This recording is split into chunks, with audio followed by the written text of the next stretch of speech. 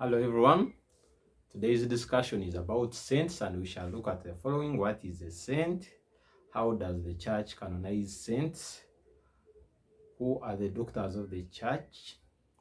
And what can we learn from the saints? Basically, a saint is a holy person who is known for his or her heroic sanctity and who is in heaven.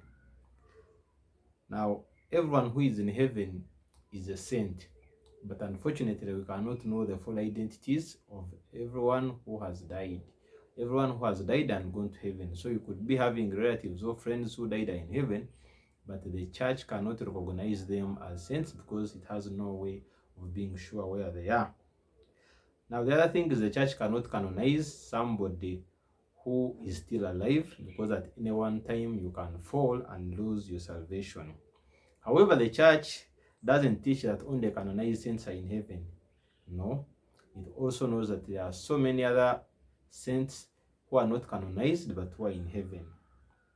But these canonized are there to give us an example to imitate by reading about their lives and their virtues, to intercede for us through prayer. We ask them to pray for us, to be our patrons by naming our kids after them, but also institutions, churches, schools, hospitals, and also to teach us the correct doctrine. So now we're going to see the process of canonization, which is how a saint reaches that stage where you say Saint Francis of Assisi. Now the first step is what we call servant of God. This normally starts 5 years after the person's death, but it can be waived like it was done for Pope John Paul II, but normally it's 5 years.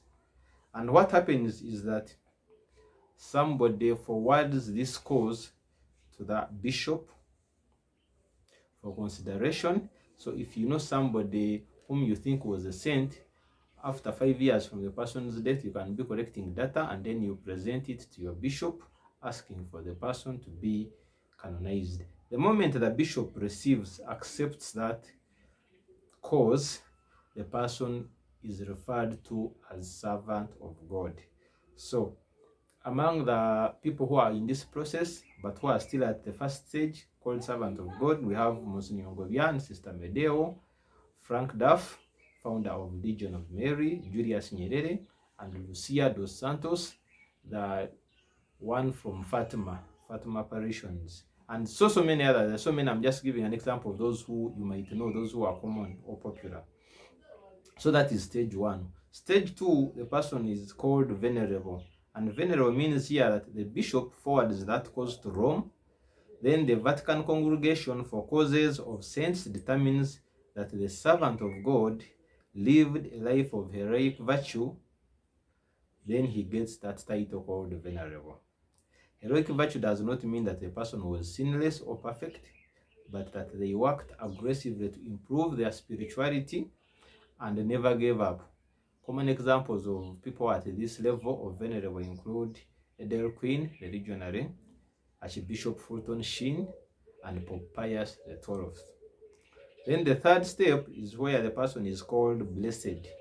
And here, a miracle has to be established, a miracle done after the intercession of that person, that venerable, who is a venerable at this stage. So it is forwarded to the Pope, and if the Pope accepts, the person is beatified and is called blessed. Examples of people who are at this level, the third level, include Bartolo Longo, include Anne Catholic Emmerich, the one who used to get visions about the life of Jesus and Mary, Daudi Okero and Gildo Irwa, Ghana Matters, Mikhail Sopoko, the spiritual director of Sister Faustina, Oscar Romero, the priest, Stanislas Papizinski, and William Joseph Chaminade. Then the last level, level number 4, is where the person becomes canonized and is officially called saint. So another miracle has to be presented to the Pope for his judgment, and if the Pope accepts this miracle, the person becomes a saint. The person becomes canonized and becomes a saint. Now, a miracle means through the person's intercession, we have gotten something which could not be gotten, normally. under the normal laws of nature. For example, you could pray for somebody who has a disease that is incurable, where the doctors have given up, and then the person gets healed. But not something where other factors could have come in play. For example, you can't say, I prayed through the intercession of Bartolo Longo and got a job, and yet you were applying somewhere. So it has to be something that is out of the ordinary. It has to be supernatural. So now we are going to talk about the doctors of the church. And the title Doctor of the Church is an official designation bestowed by the Pope in recognition of the outstanding contribution a person has made to the understanding and interpretation of the sacred scriptures and the development of Christian doctrine. So a doctor of the church is somebody whom the church recognizes as being very good in the respect of interpretation of scripture and developing the doctrine of the church, and that their teaching is perennial. It goes beyond their time. As of now, we have only 36 saints who are called doctors of the church, and of these only 4 are women, and these are Saint Catherine of Siena, Saint Teresa of Avila, Saint Teresa of Lisieux or Saint Teresa of the Child Jesus, and Saint Hildegard of Bingen. And then the requirement for somebody to become a doctor of the church, there are 3. One is that they must have holiness that is truly outstanding even among the saints. So their holiness is even beyond that of the normal saints.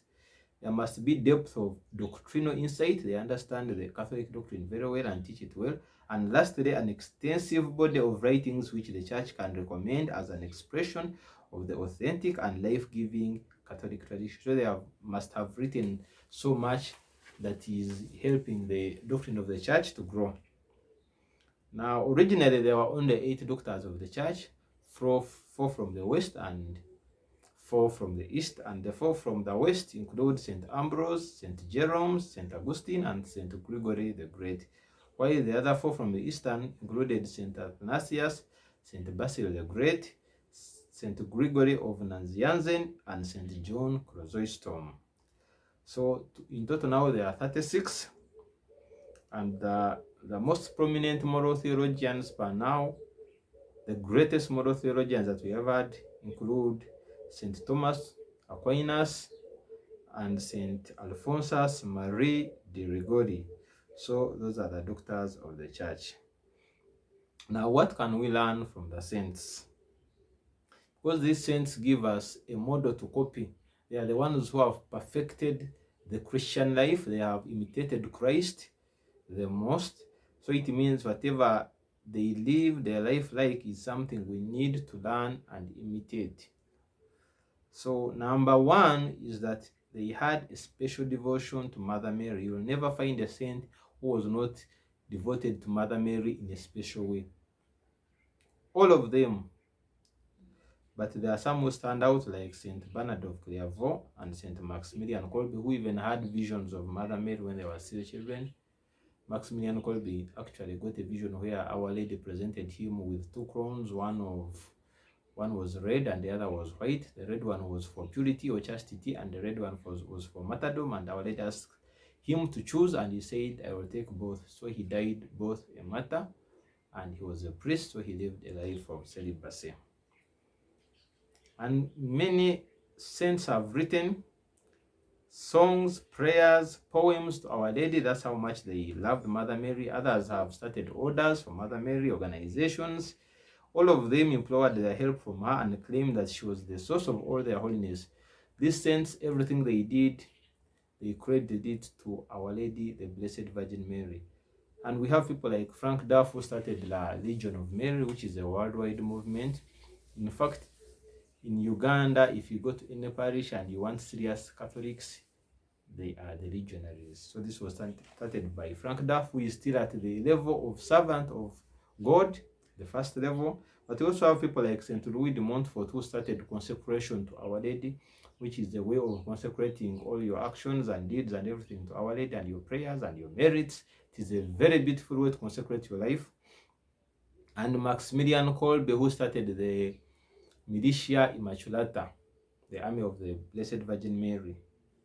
So all the saints were deeply devoted to the Blessed Virgin Mary.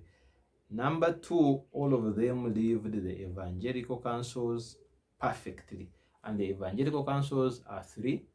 We have voluntary poverty, we have perpetual chastity, and perfect obedience. And remember, the majority of saints were religious. They were into religious orders. Most of them were either religious priests, or they were monks or friars or something like that. So all of them lived these three virtues perfectly. The evangelical counsels are those virtues that make somebody perfect. There is being holy, anybody can be holy, but there is a certain level of perfection which only a few can reach.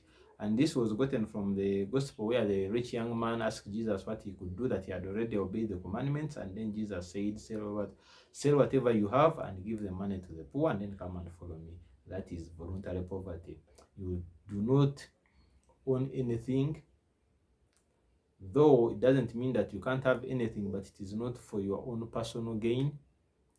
And all the saints lived the three: perfect obedience, perpetual chastity, and voluntary poverty. Even those who are not religious, in some way lived these virtues perfectly. Number three is that all of them went through serious suffering. If there's anybody who has suffered in this world after Jesus and Mother Mary, they are the saints. They have suffered in different ways. Some of them were martyred. For example, we all know the story of the Uganda martyrs, but the difference is that their suffering was peaceful. They did not really despair. They were very happy. You can remember the story of the Uganda martyrs, how they were singing even when they were being used, tied firewood to get burnt. They were still singing. There's the story of St. Laurence, the deacon, who was roasted alive, and he was laughing at the people who were tormenting him. They roasted him one side, and he told them, you know, this side I no longer even feel any pain. Can you please turn the other side? And when they had done the other side, he said, now I'm ready. Can you come and eat? So he was laughing at his tormentors, yet he was the one being roasted. We have stories of people like Maximilian Kolbe, who was in a concentration camp in Dachau for the Nazis, and one time somebody escaped, and they had these people, they would make them stand like for 3 days without eating, and then after they would start picking people to be killed, and one of the persons selected was bleeding, and St. Maximilian Kolbe accepted to be substituted for that person. So he took the place of the person who was going to be killed, and he died a very serious, painful death, but he was happy, he was peaceful. They never lost their peace of mind in all their sufferings. Number four, they performed genuine miracles. I know with many churches today, everyone claims miracles, but here we are talking about miracles that are really extraordinary and authentic. And these miracles were done not for their own glory, but for the glory of God and for the salvation of men. For example, St. Dominic de Guzman, the one who got the rosary from the Blessed Virgin Mary, once found a man who had died in a state of mortal sin, and he had been decapitated. His head was cut off. So St. Dominic resurrected only the head, and the man made a confession and then died again. That is how they used their miracles. And there's a saint, I've forgotten his name. He was a bishop, and somebody had left land for the church, but those days there were no writings, so I think it was in principle, an agreement in principle. So later I think the kids thought they could take back the land, so they went and reported to the authorities, and the saint assured them that the man had given him the land, and they refused. They asked him for proof. So when they insisted for proof, he said, tomorrow let us go to his grave, and then he's going to tell you himself. So people, they were, joking about it. They thought it was something impossible. So they went to the grave, a lot of people, and the saint resurrected the man. When they removed the coffin and the cover, the man sat up and told them in a very serious tone that that land was not to be used for anything else, but it was for the church. And then the saint told him that if you want, I can pray to God and you get some years. And the man said, no, I can no longer risk my salvation. So he slept back and again died. The other point is that they used their time profitably. They did not have time for entertainment. They did not have time for jokes. They did not have, not that joking is bad, but spending a lot of time in funny things. They did not have time for TV and movies like we do. They did not have that time for idleness. They used everything for God. Even when they were working, their minds were lifted up to God. Even when they were sleeping. Next, all of them were radical in their faith. When you read about the saint, they are not ordinary people. They would do things that nobody else could do. There is an example of St. Simon Stylites, who got a vision of how many people were in heaven, and he got scared, so he spent 37 years standing on a pillar. On another occasion, he got a wound in his leg, and he left it until maggots were running in and out of his leg. So they did things that we could not do. There's a saint called Saint, I think, Macarius.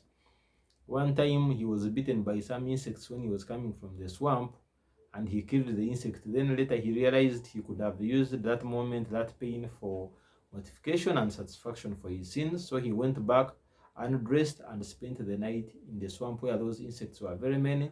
By morning, all his body was bruised, but he was very happy, and he came back to his tent. The devil feared them so much, and yet for them they did not fear the devil. There's a story where the devil tells Saint Jean Marie Vianney that if only there were 3 priests like him, the kingdom of the devil would be no more. That is how much the devil feared them. There's a time Saint Teresa of Avila was trying to sleep, and there was something disturbing him at the foot of the bed, and when he looked up, he found it was the devil, and she said, I thought it was somebody dangerous, and she went back to sleep. So they had no fear for the devil like we do. The story of Saint Anthony of the Desert, who went to some tombs to spend the night, and demons horrified him. They came in different shapes. They came as snakes, they came as tigers, they came as lions. They gave injuries on his body the whole night, and in the morning somebody carried him away. When he got back to his senses, he said, take me back.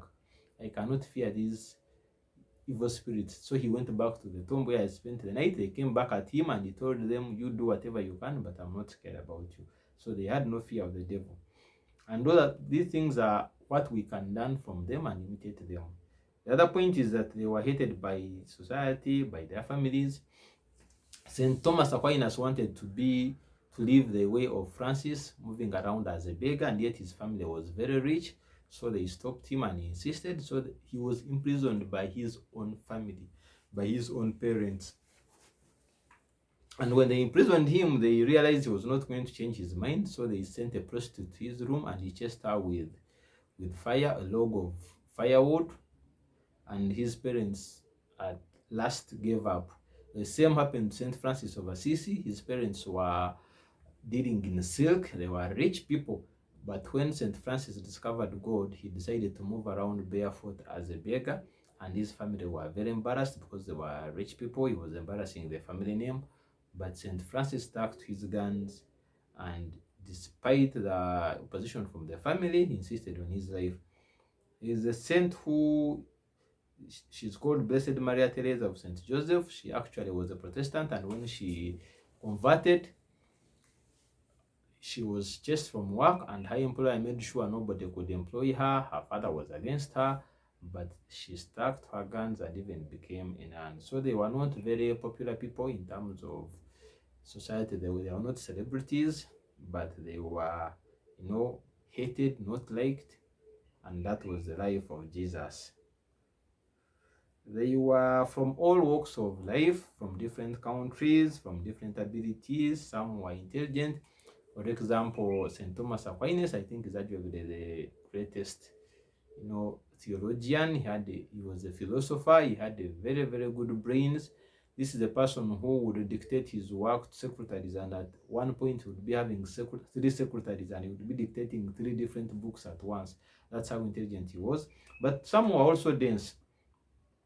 Not all of them were, smart. Some of them were dense. We have St. Joseph of Cupertino, who was so dense and clumsy. So at one point he wanted to enter into an order of Franciscans, and they were giving him interviews, and he could not pass any because he wasn't smart. Eventually, the last time he went to try, because he loved God so much, he prayed about it.